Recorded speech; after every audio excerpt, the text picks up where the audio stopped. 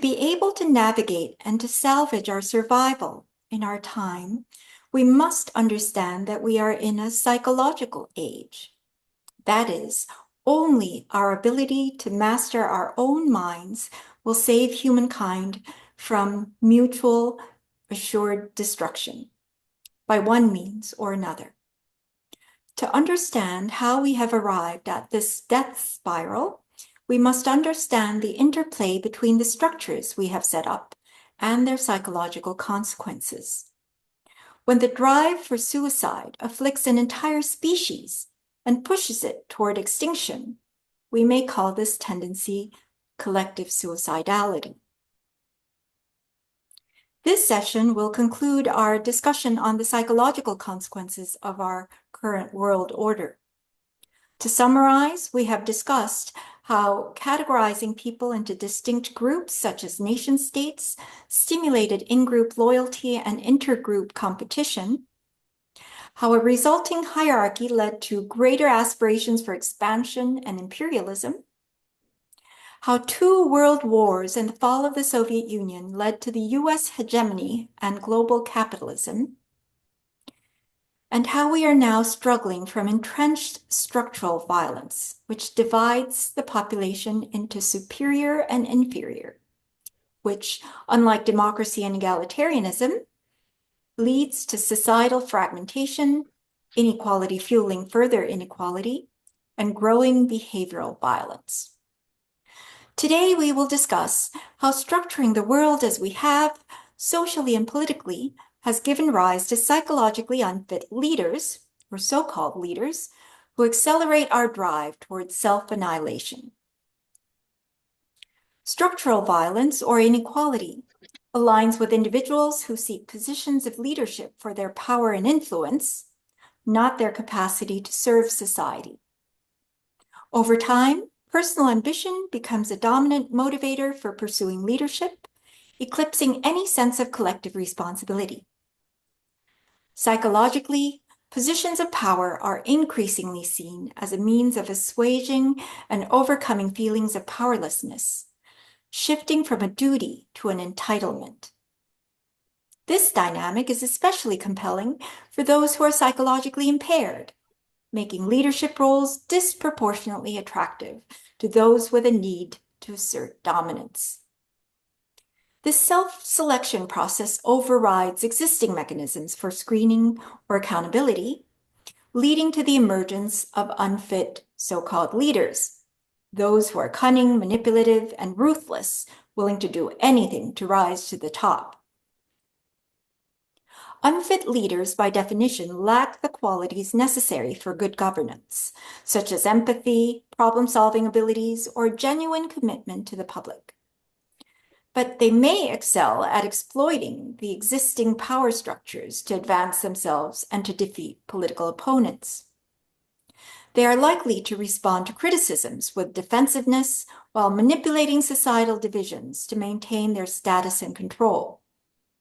Their us versus them, or more accurately, me versus everyone else, mentality reinforces rather than addresses the systemic inequalities that allowed their rise.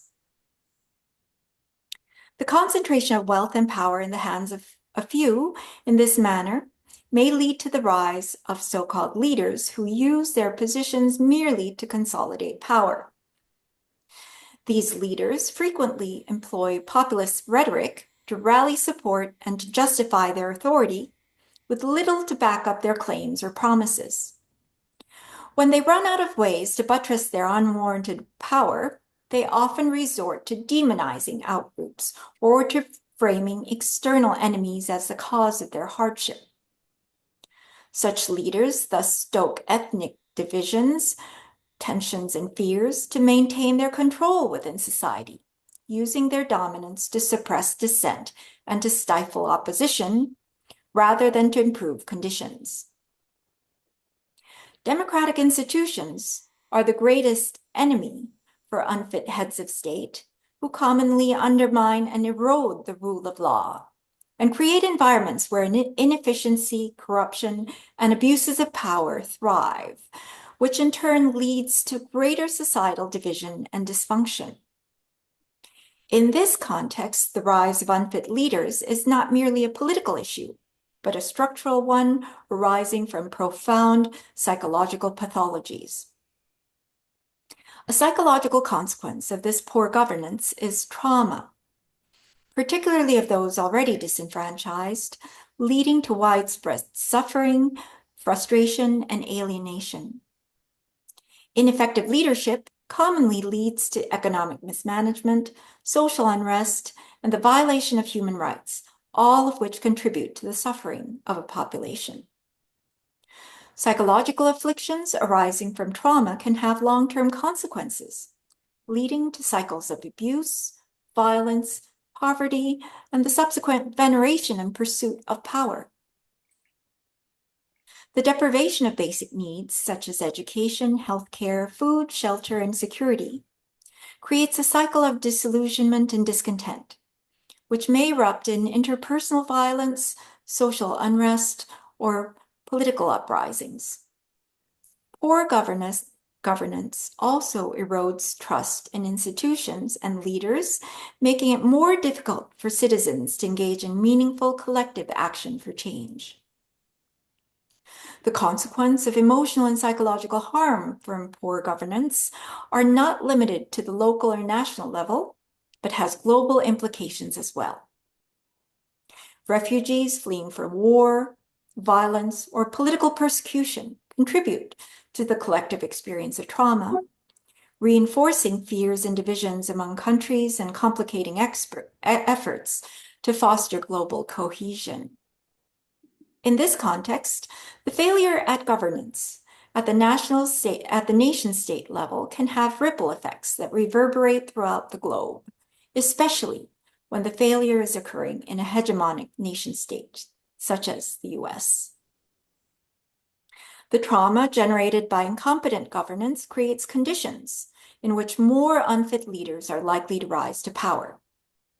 As the public grows disgruntled with existing leadership, they become increasingly vulnerable to populist rhetoric or authoritarian promises to stability, which inevitably fail to address the root causes of the societal problems and only worsen the discontent.